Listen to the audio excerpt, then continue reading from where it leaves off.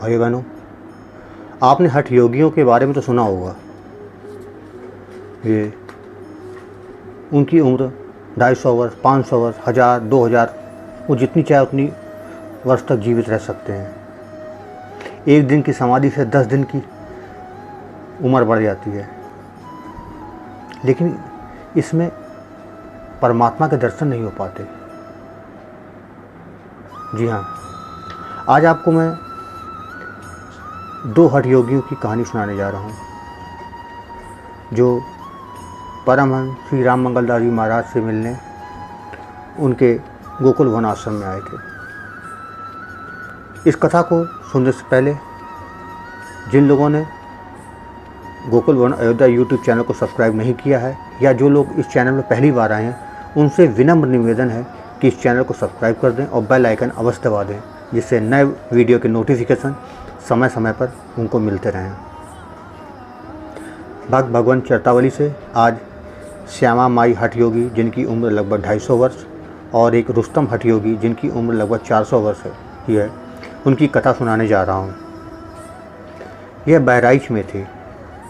श्यामा माई वैश्य जाति की थी, रुस्तम मुसलमान थे। यह दोनों संगी थे। कभी कभी आते थे। महाराज जी बताते हैं कि एक बार अरसा हुआ, तब दादा गुरु यानी परमहंस बेनी माधव दास जी महाराज मौजूद थे। वो शरीर उनका कुछ सुस्त था। उजेरी रात थी। श्यामा माई आई और अंदर प्रवेश हो गई। सांवली थी, मालूम होता था कि 25 वर्ष की हैं। एक सफ़ेद धोती, सफ़ेद सलूका आदि बांका था। महाराज जी से कहा कि एक हठ योगी कई युगों के हैं, आपसे मिलने आए हैं। महाराज जी ने कहा ठीक है, यहाँ ले आओ। तो कहा यहाँ वे छोटे रूप में आ सकेंगे, वह करीब 40 हाथ के होंगे। तो महाराज जी लूटा डोर लिए। शायद बड़े महाराज जी यानी परमहंस बेनी माधव दास जी महाराज कि पानी पीवेंगे तो लेते आवेंगे। महाराज जी ध्यान में बैठे थे। महाराज राम मंगल दास जी महाराज ने श्यामा माई के साथ गए तो वे कुआं पर, जहाँ चरखी उत्तर मुख लगी थी, सर धरे थे और यहाँ खम्भों के बीच पत्थर पर पैर धरे थे। उठकर खड़े हुए। सर बहुत बड़ा था, लंगूटी लगाए थे, सर के बाल एकदम सुनहरे थे, दाढ़ी थी, आँख लाल लाल थी। एक झोरी उनके कंधे पर थी, उसमें लगभग 2 गाड़ी मिट्टी आ जाए इतनी बड़ी। शरीर भर में भभूति लगी थी, शरीर चमकता था उनका।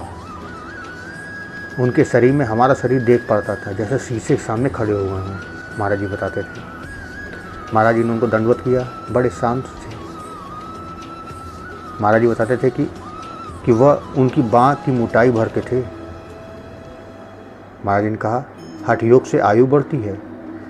एक दिन की समाधि से 10 दिन की बढ़ जाती है। 21,600 श्वासें रोज़ निकलती हैं।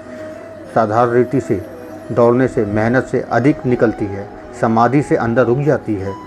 जो खेसरी मुद्दा लगा के बैठ गए या लेट गए, उन्हें गगन से अमृत जीव को मिलता है, उसी से अजर अमर हो जाते हैं। यह समाधि संकल्प से होती है। जितने दिन की लगाओगे उतने दिन पर उतरती है। अगर समाधि सिद्ध हो गई तो आजन्म के लिए लगाओ तो ना उतरेगी, तुम्हारे उतारे। जो जानता है सो उतार सकता है। समाधि सिद्ध होने पर तमाम सिद्धि प्राप्त हो जाती है। मंदिर मकान रच देगा, रुपया असरफी जवाहरात प्रकट कर देगा, सब जीवों का रूप धारण कर लेगा, हर तरह के भोजन प्रकट कर देगा, कटे को जोड़ देगा, सड़ी लाशों को सजीव कर देगा। इस पर हठ योग से भगवान की प्राप्ति नहीं होती। भगवान तो केवल सेवा, सुमिरन, पूजन, कथन, कीर्तन, पाठ तन मन प्रेम से करने से ही मिलते हैं। महाराज जी ने कहा कि सीताराम सीताराम जब के कितने अजर अमर हो गए, राधे श्याम जब के कितने अजर अमर हो गए। इसलिए जिस मंत्र से प्रेम हो गया, उसी के जब के अजर अमर हो गए। ये तो आपका भाव के ऊपर है। सीताराम जी, राधे श्याम जी, लक्ष्मी नारायण, सब देवतन को सब कुछ देने का अधिकार दिए हैं भगवान। हम भी बहुत देख चुके हैं, बिना हठ योग किए अजर अमर हैं लोग। उन्होंने कहा आप बिल्कुल सही कह रहे हैं, भगवान सर्वशक्तिमान हैं, उनकी लीला वही जानते हैं। जिनके जौन संस्कार में होता है वही उसे अच्छा लगता है और वही वह कर पाता है। सुनो, इस शरीर पर कितने रंग चढ़े हैं, जब तक वे रंग रहे अपने रंग में रंगे रहे। बालपन खेल में, फिर पढ़ने में, गाने में, बजाने में, लड़ने में, विषय में, बुढ़ापे में लगे भजन में। हमसे कहा बहुत ठीक है। फिर कहा महाराज जी ने कि आप कुछ पावेंगे? तो मुस्कुरा दिए, बोले कुछ नहीं, कुछ इच्छा नहीं। जब हमने दंडवत किया, यानी महाराज जी ने जब उनको दंडवत किया, तब सर पर हाथ धरा, शरीर महकता था। ऐसा शांत योगी एक मिला था और नहीं मिले। जनता ध्यान हो गए। 1 घंटा खड़े खड़े बात हुई। श्यामा माई भी खड़ी खड़ी सुनती थी। उन्होंने महाराज जी से कहा आपने देखा कैसे सुंदर योगी थे? महाराज जी ने कहा ऐसा कोटि में कहीं एक होते हैं, हमारा कोई पुराना सुकृत था जो इनके दर्शन हो। भाइयों बहनों, ये कथा आपको कैसी लगी कमेंट बॉक्स में ज़रूर बताइए। धन्यवाद।